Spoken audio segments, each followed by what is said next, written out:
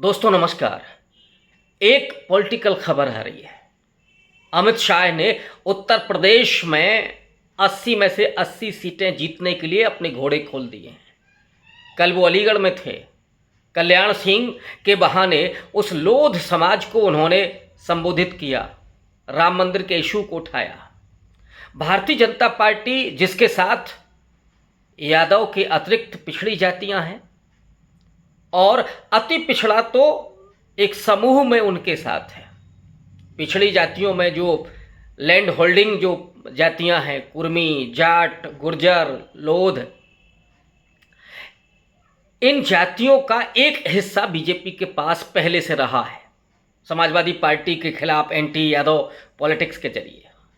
लेकिन अति पिछड़ा उसके साथ जुड़ा हुआ है और वो ये जो मजबूत जातियां हैं इनके खिलाफ एक सेगमेंट पैदा करके और कुछ मुखौटे दे करके, नीतियां नहीं हैं लेकिन लाभकारी योजनाओं के जरिए, जैसे विश्वकर्मा योजना अभी आई है, 13,000 करोड़ का बजट है उसका, 144 जातियों के लिए वो लोन का 5% ब्याज की दर पर इंतज़ाम किया गया है। अब वो ज़मीन पर कितना फलीभूत होगा ये नहीं कहा जा सकता, लेकिन जोड़ने का एक अपना तरीका नरेंद्र मोदी और अमित शाह का रहा है। दूसरी तरफ दलितों में नॉन जाटो दलित बीजेपी के साथ रहा है, जो तकरीबन 10 से 10.5% है। कोरी, पासी, धोबी, वाल्मीकि, सोनकर, मुसहर, खरवार, ये तमाम जातियां बीजेपी के और आरएसएस के अपने कार्यक्रमों के जरिए, एंटी जाटो सेगमेंट के जरिए, एंटी जाटो सेंटिमेंट्स के जरिए उन्होंने अपने साथ उनको जोड़ा हुआ है। अब जब इंडिया अलायंस मजबूत होते हुए दिख रहा है उत्तर प्रदेश में, समाजवादी पार्टी, कांग्रेस और आरएलडी ये एकजुट होते हुए दिख रहे हैं। नीतीश कुमार फूलपुर से चुनाव लड़ सकते हैं। वो एक तरह की फील्डिंग है जहां कुर्मी जाति को इस इंडिया अलायंस के साथ जोड़ना है। तेजस्वी यादव हैं, जो मैं यादवों में और ज़्यादा विश्वास पैदा होगा कि इस इंडिया अलायंस के साथ उनको इंटैक्ट रहना है। लेकिन मायावती अगर इंडिया अलायंस के साथ चली जाएं तब तो फिर भारतीय जनता पार्टी और एनडीए के लिए बहुत मुश्किल हो जाएगी। इसीलिए अमित शाह दबाव बना रहे हैं मायावती पर कि वो ओवैसी के साथ मिलकर के एक नया गठबंधन तैयार करें उत्तर प्रदेश में।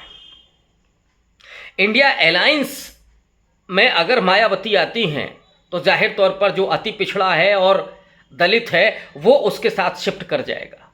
मुस्लिम उत्तर प्रदेश में 18% है, कुछ लोग बताते हैं कि वो 20% तक है, लेकिन ऑन रिकॉर्ड वो 18% है। इंडिया अलायंस अगर होता है तो एक मुश्त वो शिफ्ट कर जाएगा, लेकिन ओवैसी के आने से मायावती के साथ अगर ये गठबंधन बनता है तो जाहिर तौर पर नुकसान हो सकता है इंडिया अलायंस को, क्योंकि जो मुसलमानों का नौजवान तबका है, जिसके सेंटिमेंट्स हैं धर्म को लेकर के, या ओवैसी जिस तरह के भाषण देते हैं, जो ध्रुवीकरण करने की उनकी अपनी जो क्षमता है, उससे कुछ हिस्सा मुसलमानों का बहुत, लेकिन वो उसकी तादाद बहुत छोटी होगी, वो शिफ्ट कर सकता है इस अलायंस के साथ, माने मायावती और ओवैसी के साथ। तो आप कह सकते हैं कि इसका नुकसान इंडिया अलायंस को होगा। लेकिन दूसरी तरफ ये भी खबर आ रही है कि सोनिया गांधी ने मल्लिकार्जुन खड़गे को कहा है कि आप चिंता मत कीजिए, ये जो 5 राज्यों के चुनाव होने जा रहे हैं इनका इंतज़ार कीजिए और उसके बाद हम खुद बात करेंगे मायावती के साथ। 5 राज्य, राजस्थान, छत्तीसगढ़, मध्य प्रदेश, जहां पर 1-to-1 फाइट है कांग्रेस पार्टी और बीजेपी के बीच। और अभी जो सर्वे आ रहे हैं, खुद आरएसएस के अपने सर्वे हैं, वो इन तीनों राज्यों में कांग्रेस का पलड़ा भारी दिखा रहे हैं। राजस्थान में थोड़ी सी स्थिति डामाडोल है, लेकिन वसुंधरा राजे के साथ जो अहंकार दिखा रहे हैं नरेंद्र मोदी और उन्हें एकोमोडेट नहीं कर रहे हैं, उनकी महत्वाकांक्षाओं को तवज्जो नहीं दे रहे हैं, इस वजह से जैसे येदियुरप्पा को कर्नाटक में तवज्जो नहीं दी गई तो वहाँ पर चुनाव हार गई बीजेपी, वैसे ही राजस्थान में भी हो सकता है। तो इन 3 राज्यों में अगर बीजेपी चुनाव हारती है, मिजोरम तो अमित शाह जा ही नहीं सकते, बड़ा मुश्किल है। जो हुआ मणिपुर में कुकी और मैतेई समुदाय के बीच, जहां मिजोरम के लोग नाराज हैं, तो वहां पे नरेंद्र मोदी और अमित शाह की हो सकता है कि रैलियां ही ना हो सके। और तेलंगाना में तो अब जो फाइट है वो वीआरएस यानी पुराना टीआरएस और कांग्रेस के बीच दिखाई पड़ रही है। बीजेपी वहाँ पृष्ठभूमि में है, वो तीसरे नंबर की पार्टी बन गई है। तो ये जो 5 राज्यों के चुनाव हैं जिसमें सीधे तौर पर फायदा कांग्रेस पार्टी को दिख रहा है, बीजेपी बैकफुट पर जाते हुए दिख रही है, और रिजल्ट भी अगर इसी तरह का आता है, 3-4 राज्यों में बीजेपी हारती है चुनाव, तो उसके बाद क्या अमित शाह के दबाव में मायावती आएंगी? क्या वो ओवैसी के साथ मिलकर के एक नया गठजोड़ उत्तर प्रदेश में तैयार करेंगी?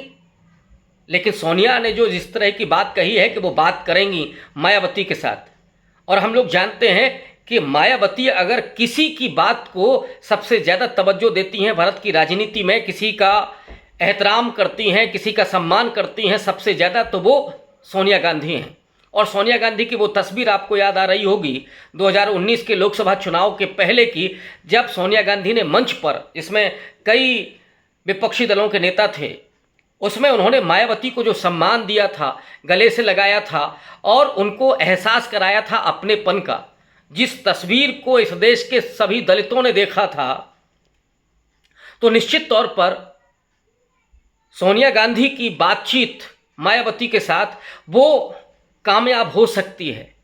लेकिन ये रिजल्ट इस बात को पुख्ता करेंगे, इस बात के लिए आगे का रास्ता खोलेंगे कि मायावती का रुख क्या होता है। मायावती सोनिया गांधी को तवज्जो देती हैं, उनका फ़ोन उठाती हैं, या अमित शाह के दबाव में वो झुकती हैं।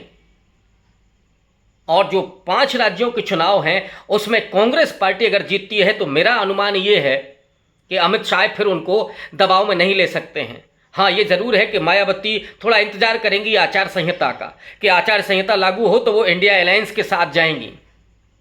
और एक और कि अगर मायावती और ओवैसी चुनाव लड़ते हैं तो मायावती को उसमें फ़ायदा क्या होगा? मायावती ये हो सकता है कि वो इंडिया अलायंस का नुकसान करें, लेकिन व्यक्तिगत रूप से उनको कोई फ़ायदा नहीं हो सकता। टिकटों के लिए जो कतार लगती है मॉल एवेन्यू में, उनके मकान में, वो कतार नहीं दिखाई पड़ेगी। कोई भी व्यक्ति उस अलायंस के साथ, माने मायावती और ओवैसी की पार्टी के साथ उस अलायंस में टिकट लेने के लिए दावेदारी ही नहीं करेगा, क्योंकि जो उत्तर प्रदेश की ज़मीन है या 2024 का लोकसभा चुनाव है, उसमें सीधे तौर पर 2 ध्रुव होने जा रहे हैं। एक तरफ बीजेपी समर्थन है और दूसरी तरफ बीजेपी का विरोध है। और जो भी पार्टी बीजेपी के विरोध में खड़ी होंगी, जनता जो विरोध में है, जो महंगाई से, गरीबी से, भुखमरी से, अपमान से, प्रताड़ना से आजिज आ चुकी है, वो जनता विरोधी गुट के साथ जाएगी। उसमें चाहे कांग्रेस हो, चाहे सपा हो, चाहे मायावती हो, चाहे शरद पवार हो, चाहे ममता बनर्जी हो, यानी जो इंडिया अलायंस है उसके साथ सीधे तौर पर वो जनमानस जाएगा। आज की केमिस्ट्री यही है, अर्थमेटिक पर मैं नहीं जा रहा हूँ। और राजनीति और चुनाव तो कतई अर्थमेटिक पर नहीं चलते, केमिस्ट्री पर चलते हैं। और यही वजह है कि 2019 में सपा और बसपा के गठबंधन के बावजूद जो सबसे बेहतरीन अंकगणित था उसमें केमिस्ट्री नहीं थी, इसलिए सपा और बसपा केवल 15 सीट पर सिमट गई थी और बीजेपी को 62 सीटें मिली थीं। अब जो मंसूबा है अमित शाह का कि हम 80 में से 80 सीटें जीतें, और उसी के लिए वो मायावती और ओवैसी को एक साथ ला करके इंडिया अलायंस को कमज़ोर करना चाहते हैं। लेकिन 5 राज्यों में अगर भारतीय जनता पार्टी कमज़ोर होती है तो मायावती शिफ्ट करेंगी इंडिया अलायंस के साथ, उन्हें कोई डर नहीं होगा। अभी जो डर मायावती को दिखता है, जो मैं अनुमान करता हूं, वो है उनकी संपत्ति सीज होने का।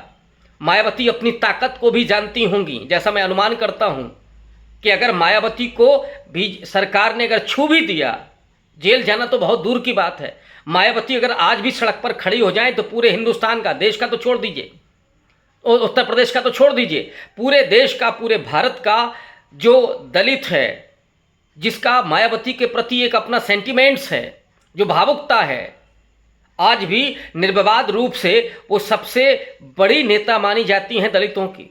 भले ही उनकी आलोचना होती हो, भले ही उनके प्रति लोगों में अब उतना विश्वास न रह गया हो, लेकिन जो भावनात्मकता है, जो भावनात्मक रिश्ते मायावती के साथ हैं, वो आज भी जुड़े हुए हैं। इसलिए मायावती को छूना बर के छत्ते में हाथ देना होगा। ये गलती कभी भी नरेंद्र मोदी और अमित शाह नहीं करेंगे। हाँ, स्ट्रेटजी उनकी ये होगी कि इस अलायंस के साथ, इंडिया अलायंस से कैसे उनको दूर रखा जाए। लेकिन जो मुझे लगता है कि सारा कुछ दारोमदार 5 राज्यों के चुनाव पर होगा, उनके नतीजों पर होगा।